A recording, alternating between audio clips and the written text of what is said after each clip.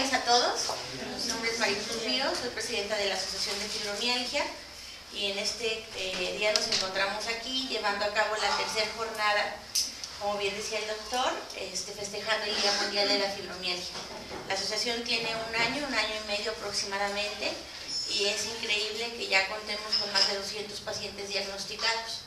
Entonces nos hemos propuesto visitar algunos hospitales, algunas instituciones durante toda la semana para dar información sobre la enfermedad y difundir tanto el tratamiento como la sintomatología como para poderla identificar. Estamos a sus órdenes. Les presento al doctor José Veloz. Adelante, por favor. Él tiene poco con nosotros en la asociación y ya forma parte de la dirección médica que atiende a todos estos pacientes. Les pido un aplauso y los dejo con él, por favor.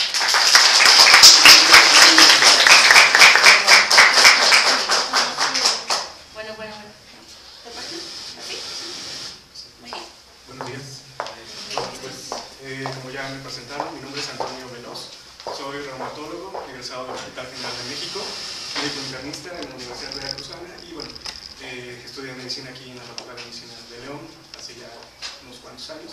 Hice un internado aquí en el Hospital Regional de León y parte también aquí en Materno Infantil. Es un gusto estar con ustedes. Como ya dijo Maricruz, vamos a hablar el día de hoy de una enfermedad de la cual se celebra o se conmemora el Día Mundial, el día 12, el sábado, pero bueno, toda esta semana están haciendo algunos eventos al respecto.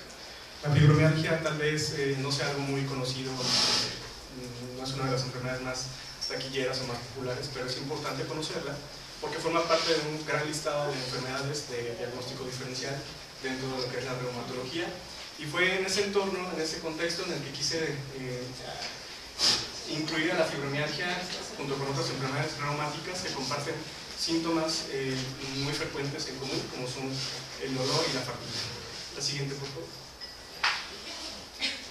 Bueno, para esto, vale la pena comenzar con una frase que dice que el peor escenario para tratar el dolor es aquel donde se desconoce el origen, pero es peor, más frustrante, cuando aquel dolor no se reconoce, que suele pasar mucho en este tipo de enfermedades, en la fibromialgia en particular, y sobre todo encontrando la principal barrera en lo que es el personal médico. La siguiente, por favor. Bueno, no sé de aquí cuántos hayan alguna vez escuchado nombrar el diagnóstico de fibromialgia o que conozcan a algún paciente con fibromialgia. Si pudieran levantar la mano para más o menos tener una idea. Si se dan cuenta, no sé si es por pena o no, pero creo que es un reflejo de lo que es la realidad. Es una enfermedad rara, poco frecuente, y ahorita vamos a ver algunas características. La siguiente, por favor. Bueno, como definición podríamos decir que simplemente la fibromialgia es un síndrome doloroso que afecta tejidos planos en general. Se estima que afecta alrededor del 4% de la población, esto en Estados Unidos, aunque las estadísticas a nivel mundial no se alejan de estos números. Si les parece poquito, saquen cuentas más o menos si la artritis reumatoide abarca el 1% de la población general y tomamos un ejemplo, 100 millones de habitantes para lo que antes era la población del DF, pues saquen cuentas, es alrededor de quizá 1 millón de habitantes con artritis reumatoide y esto se eleva 4 veces más. Entonces no es algo infrecuente, es más frecuente de lo que nos podemos imaginar. En general ya se le conocía desde hace varios años, con algunos otros términos como el de neurastenia, fibrositis, desde el siglo XIX, aunque si nos vamos todavía aún más atrás en la historia de la medicina podemos encontrar datos ya de padecimientos, de cuadros dolorosos crónicos, en donde pues, se le ponía con diferentes nombres. En general existe una controversia importante entre los médicos, principalmente entre los reumatólogos, sobre si la fibromialgia es un trastorno de la mente o del cuerpo. Actualmente no se ponen de acuerdo, se puede decir que está dividido 50 y 50% entre el gremio reumatológico. La siguiente, por favor. Es nada más un panorama muy breve en cuanto a la historia de la medicina, de lo que toca la fibromialgia. Y se fijan ya desde 1592 se referían a algunos términos como el reumatismo muscular, que es diferente a lo que se conocía como el reumatismo en sí, que abarcaba lo que decimos en las articulaciones, después los términos de fibrositis y después poco a poco se han ido definiendo los términos toda vez que se comprende un poco mejor la fisiopatogenia, aunque no se conoce del todo, pero se ve que afecta no tanto a las articulaciones como otras enfermedades, sino las estructuras musculares, fibrosas, etc.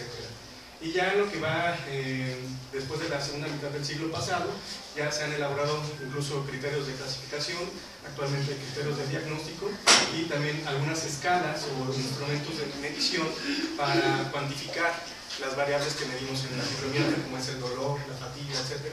Y bueno, algunos otros estudios que tratan de ir más allá para explicar la causa, la etiopatogenia de la enfermedad. La siguiente, por favor. Bueno, nada más un breve repaso de lo que dijimos de la epidemiología. Es muy variable, depende de la fuente del país que consultemos, entre el 7% llegando hasta casi el 5% de la población. En Estados Unidos se estima que más o menos va por allá de 5 millones. Es más frecuente en mujeres, como casi todas las enfermedades reumáticas. La edad es muy amplia, el rango que se ve afectado la población, pero va entre los 50 a 70 años, aunque también se ha visto en niños. Aumenta con la edad la prevalencia y bueno, en general se suele superponer con otros diagnósticos, en particular de reumatología.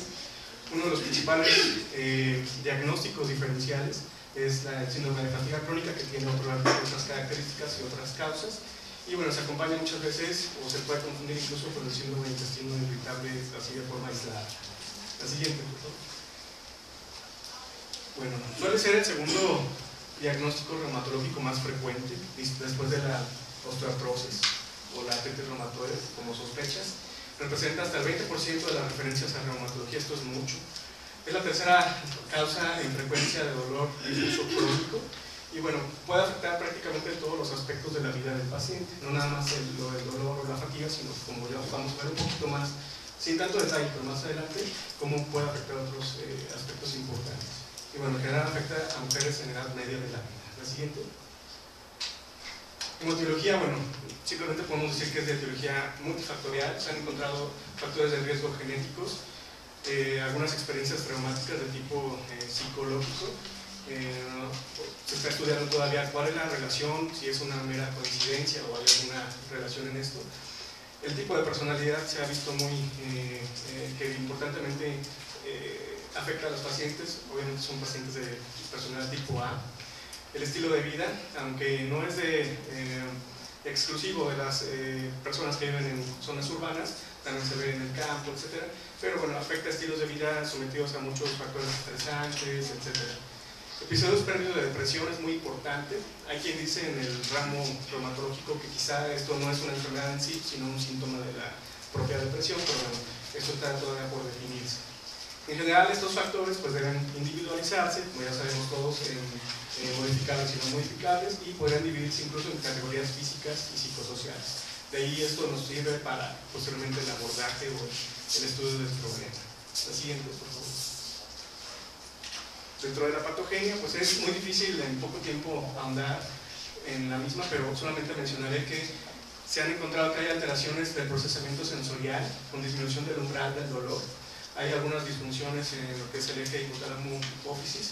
Hay disfunción importante de los vasoreceptores relacionados al estrés, así como disautonomías, que esto es el trastorno en la regulación del sistema nervioso autónomo. Se ha encontrado que existe tono simpático bajo, incapacidad de respuesta al estrés, etc. Y bueno, en general una característica muy importante es que existe una amplificación central a los estímulos nociceptivos, y esto en general pues es también debido a una alteración del reflejo inhibitorio del dolor. La siguiente.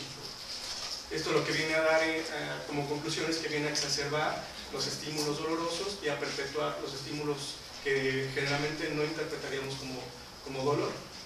Existen también algunos cambios en específico en los patrones del sueño, en algunas de las fases del sueño REM, que son las que nos producen el descanso. Hay alteraciones en la producción o en el funcionamiento de los neurotransmisores, principalmente dando disregulación del sistema nervioso autónomo neuroendocrino. Y bueno, también hay actividad serotoninérgica y noradrenérgica atenuada. Se han encontrado algunos niveles séricos disminuidos de serotonina y sus precursores, que ahí también echamos manos de medicamentos que ayudan con los mecanismos de los mismos. Incluso se han estudiado en líquido cefalorraquídeo el nivel o el funcionamiento de algunas sustancias, pero esto todavía no es concluyente porque no se han encontrado en el 100% de los casos y se ha podido documentar este trastorno incluso en personas sanas. La siguiente, por favor.